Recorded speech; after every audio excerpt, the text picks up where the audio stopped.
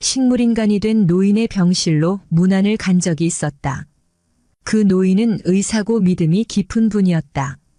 진료하고 기도하고 가족을 사랑하는 게 생활의 전부였다. 침대 옆에 있던 그 노인의 늙은 부인이 이런 말을 했다. 이 양반이 진료를 하다가 갑자기 쓰러졌어요. 응급실로 갔는데 뇌 촬영을 한 의사들이 고개를 설레설레 흔들어요. 원인 모르게 손뇌에서 갑자기 피가 바카스병 하나 정도 나왔대요. 특히 손뇌 쪽은 수술이 어렵다고 하더라고요. 그래도 바로 수술을 해서 생명은 건졌는데 그때부터 지금까지 13년간 식물인간으로 있으면서 나이 80을 맞이했네요. 그는 그런 상태에서 60대, 70대를 지나 80대가 됐다. 움직이지 못하는 몸속에서 그는 깊은 수면에 빠져 있을까 아니면 세상을 보면서 생각에 잠겨 있을까? 부인의 말이 이어졌다. 이 양반이 흔들리는 시대를 살아왔어도 정직하고 성실했어요. 같이 평생을 살았어도 일탈을 하는 걸 보지 못했어요.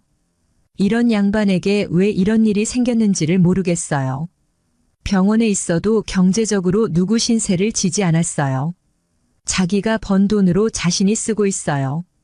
저도 당뇨라 언제 죽을지 모르는데 걱정이에요.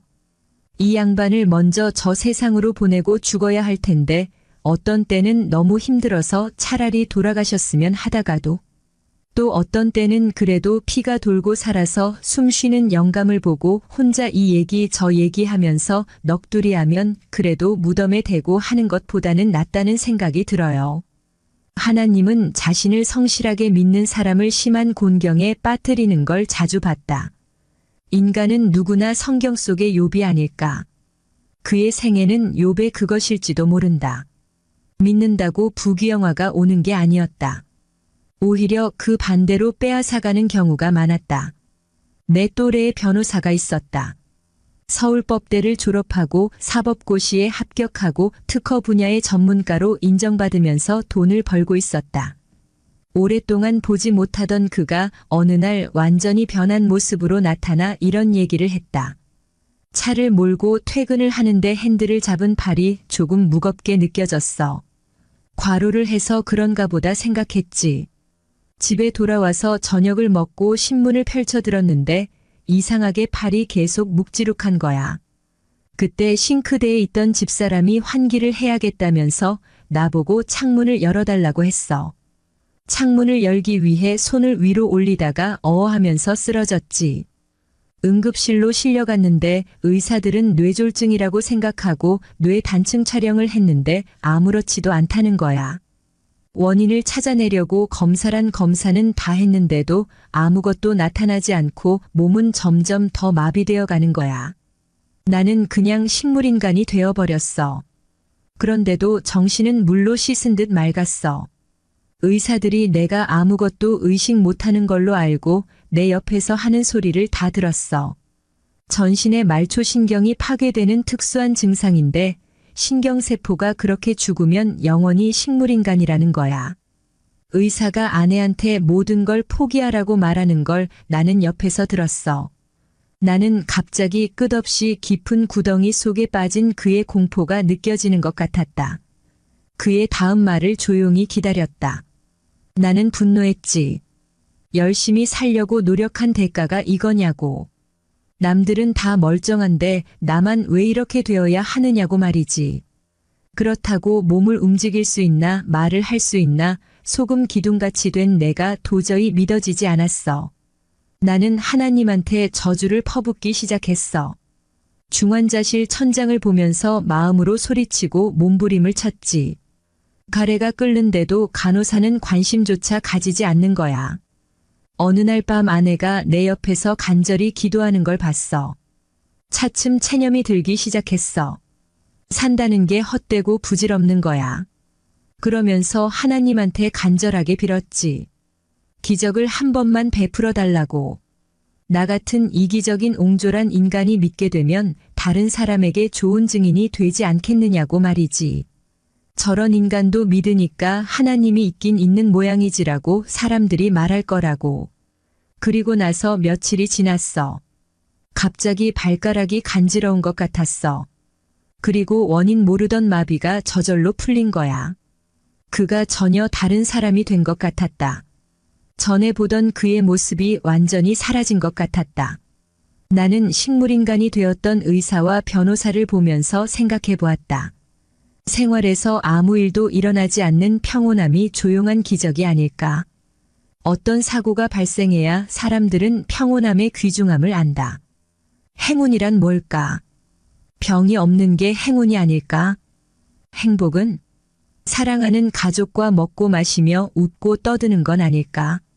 아침에 자고 일어나 바다 위에 작은 빨간 등대와 찰랑이는 물결을 보면서 오늘 내가 부활한 걸 감사한다. 어젯밤 잠들면서 죽고 오늘 내가 다시 태어났다. 70부터는 하루하루를 특별히 받은 보너스로 생각하기로 했다.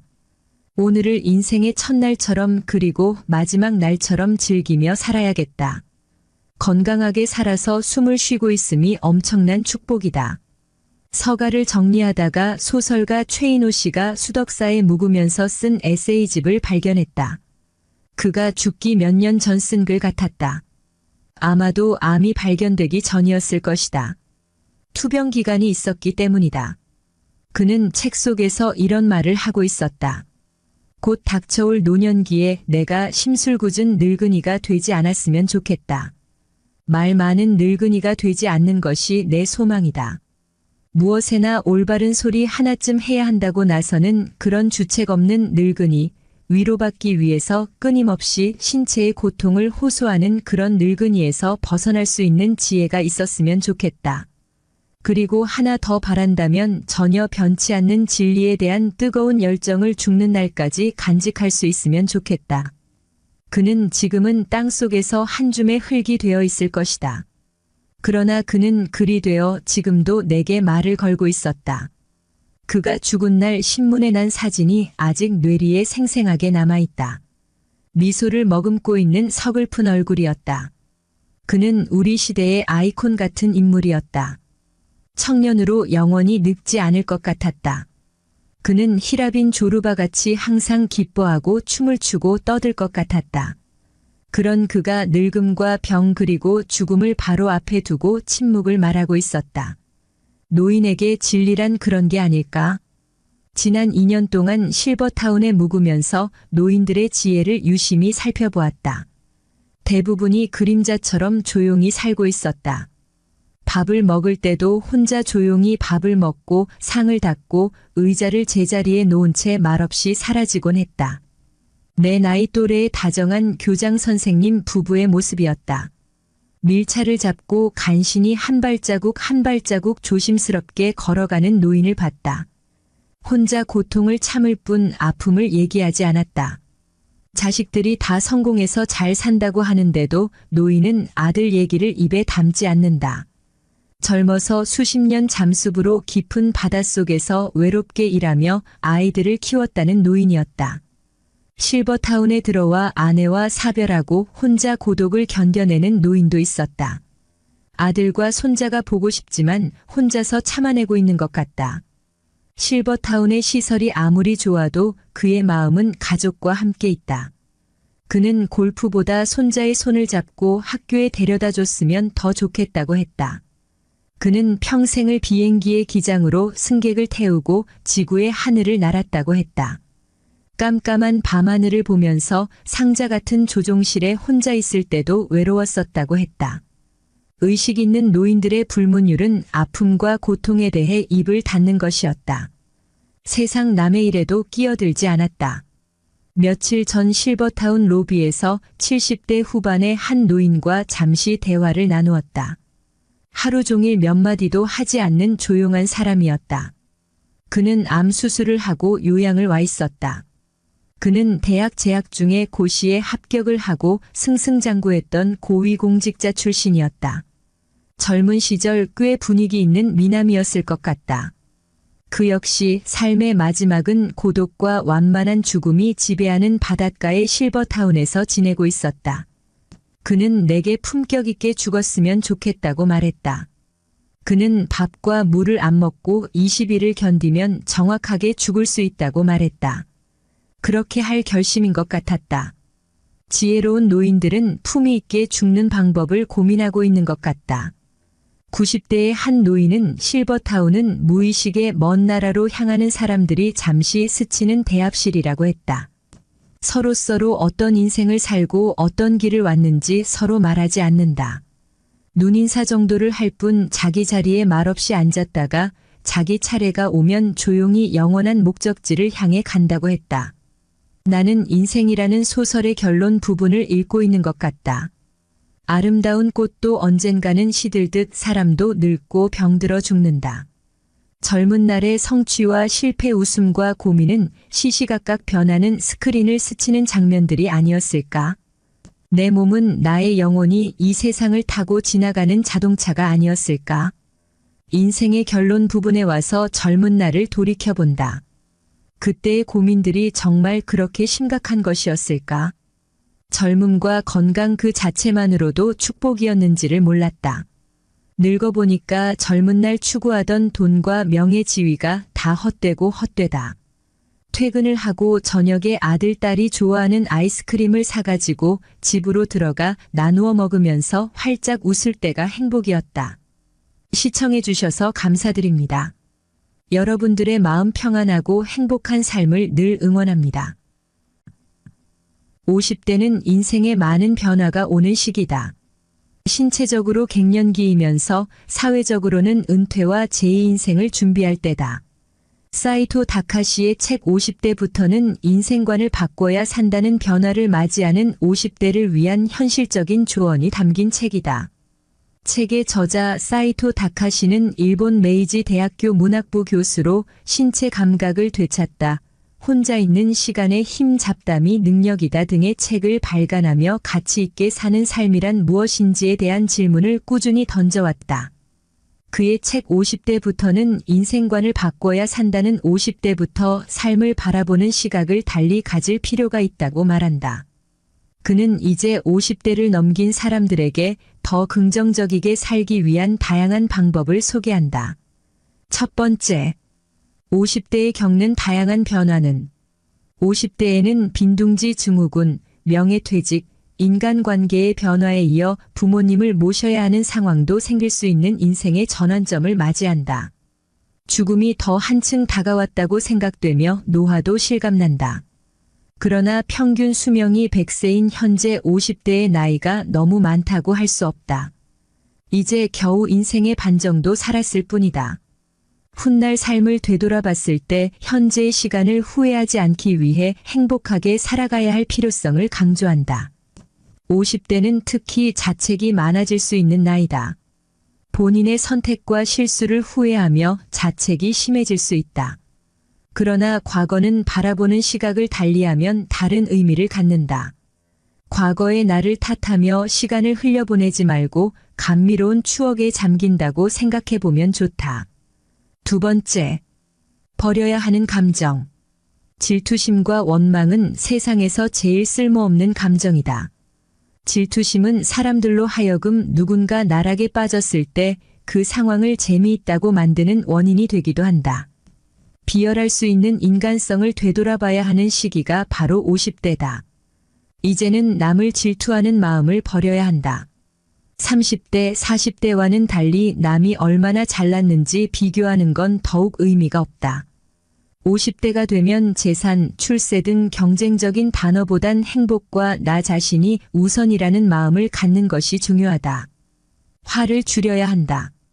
하물며 운동 경기를 보더라도 화를 내지 않도록 해야 한다. 분노가 치밀어도 몸에 힘을 빼보면 어떨까? 나이가 들수록 분노의 감정을 조절하기 어려워진다. 이는 신체적인 요인도 있다. 이때 몸에 힘을 빼고 호흡 운동을 하며 마음을 다스려야 한다. 책을 통해 나 자신을 되돌아볼 수 있는 기회를 가질 수 있다. 직설적이고 현실적인 표현으로 작가는 사람들에게 큰 울림을 준다. 50대 후반 내게 우울증이 찾아왔었다. 퇴직 후 새로운 일을 하려다 여의치 않아 접으면서 시작된 것이다. 처음에는 퇴직한 사람들 대부분 그러하듯 허탈, 낙담, 무기력한 감정이 자주 들었다. 그런데 가장 큰 것은 희망이 사라졌다는 느낌이었다. 이제 나이 60을 앞두고 뭐를. 이대로 늙어가는 거구나. 부정적 반추 네거티브 루미네이션가 시작되었다. 자책, 미움, 죄책감이 슬슬 내 마음속에 자리 잡기 시작했다. 한번 부정적 생각이 자리 잡으면 아예 마음속에 전세를 내고 산다. 어느새 주인과 객이 바뀌어 그네들이 주인 행세를 하게 된다. 옛날 어른들이 하시던 말씀. 내가 속이 썩어 죽어. 바로 내가 그랬다. 마음속 암덩어리가 자라나기 시작했고 이게 가끔씩 발작을 일으키면 몸이 기진맥진이 된다. 잠을 잘 못 자는 날이 계속되고 어쩌다 선잠을 들면 악몽이 나를 깨운다. 고양이에 쫓기는 쥐처럼 숨을 할딱할딱 제대로 잘 못 쉬었다. 불면증으로 이어졌다. 하얗게 밤을 지새는 날이 계속됐다. 성경, 불경, 기도, 위스키, 잠을 자기 위해 별별 짓 다 해보았으나 소용없었다. 심신의 판단이 흐리고 헝클어졌고 건강이 급격히 무너져 내렸다. 그러다 한밤중 자다 겪은 내 인생 딱 한 번의 공황 발작. 병원을 가보니 정신과로 가보라고 한다. 충격과 수치심과 두려움. 변두리 병원을 찾아갔으나 의사의 사무적이고 심드렁한 말투에 실망했다. 혹시 정신과 진료 기록이 남으면 불이익을 볼까 해서 보험 처리를 안 하고 일반 진료비로 계산했다. 그날 수면제를 먹었더니 잠을 푹 잤다. 나는 일방적으로 약을 끊고 병원을 가지 않았다. 증세는 바로 도졌다. 일상적 행위가 제대로 안 되는 것은 물론 조금씩 자살 충동이 일기 시작했다. 큰일 나겠다 싶어 지인 소개로 다른 병원을 찾아갔다. 천만다행으로 새로 간 병원 의사는 내게 믿음과 희망을 주었다. 당연히 고칠 수 있죠. 약 드시고 제가 권하는 인지행동 치료를 스스로 하십시오. 꼭 낫는다는 희망과 스스로 고치겠다는 결심을 하면 우울증은 도망갑니다. 그는 내게 약을 처방하고 다음과 같이 말했다. 좀 쉬고 자신을 즐겁게 해주세요. 나는 이를 악물었다. 나름 열심히 잘 살아온 내가 평생 약 기운을 빌어 살아간다는 것은 말도 안 되는 소리였기 때문이다. 이후 24시간 특별 관리 체계에 돌입했다. 아침에 일어나 운동을 하고 낮에는 의식적으로 좋은 생각을 하는 등 긍정 훈련을 했다. 저녁에는 집에 일찍 들어가 쉬면서 단전호흡을 했고 자기 전에는 의도적으로 기분 좋았던 기억이나 생각을 떠올려 뇌를 즐겁게 해주려고 노력했다. 자기 전 5분의 즐거운 마음이 기분 좋은 잠자리로 이어진다. 효과는 금방 나타났다. 진정제, 항우울제, 수면제 등으로 이어진 약물은 조금씩 줄여나가다가 복용 3개월 후 완전히 끊을 수 있었다. 그러나 약을 끊고 병원을 더 이상 다니지 않게 된 것은 정상인으로서 최소한의 건강을 되찾을 것일 뿐 언제든지 재발될 수 있는 것이다. 나는 인생 후반기에 정말 잘 살아야겠다고 마음먹었다. 누구의 힘도 아닌 내 스스로 마음의 근원적 치유를 해야겠다고 생각했다. 상처받은 과거, 왜곡된 생각과 습관을 고치고 관리해야겠다고 굳게 결심했다. 이후 8년이 지났다. 내 나이 60 중반에 도달했지만 육체적 건강은 8년 전에 비할 수가 없을 정도로 좋아졌다. 다 빠져가던 머리털도 다시 났다. 생애 의욕도 되살아나 열심히 일하고 있다. 사람들과의 만남도 더욱 좋아지고 무엇보다 내가 내 자신의 장점과 단점을 있는 그대로 보면서 대처하는 성숙함을 조금씩 더 가지게 됐다. 몸의 건강을 한번 잃어버린 사람이 이후 더 조심하고 빨리 감지하고 예방하고 대처할 수 있듯이 나는 마음의 감기, 몸살이 오면 미리 감지하고 예방하고 설령 좀 힘들더라도 침착하게 견뎌 극복하게 됐다. 마치 폭풍우가 몰아치는 바닷속을 노련히 항해하는 뱃사람처럼 말이다. 요즘 코로나 사태로 마음이 매우 힘든 사람들이 많다. 그것이 불면증, 불안, 공황장애, 우울증으로 이어지는 경우가 많다. 당황하지 말라. 누구나 찾아오는 경험이다. 통과 의례다. 앞으로 경제적, 사회적, 가정적, 신체적, 정신적으로 어떻게 될지 몰라 두려움이 앞설 것이다. 이것을 잘 극복해야 한다. 역경 뒤에 낙이 찾아온다. 행복한 노년을 보내야 한다. 지금 마음이 힘들면 병원에 가 전문가의 처방을 받아야 한다. 그러나 병원에만 의존하지 말고 스스로 극복하는 인지행동 치료를 자발적으로 해야 한다. 노력하면 반드시 그만큼 결과가 찾아온다. 시청해 주셔서 감사드립니다. 여러분들의 마음 평안하고 행복한 삶을 늘 응원합니다.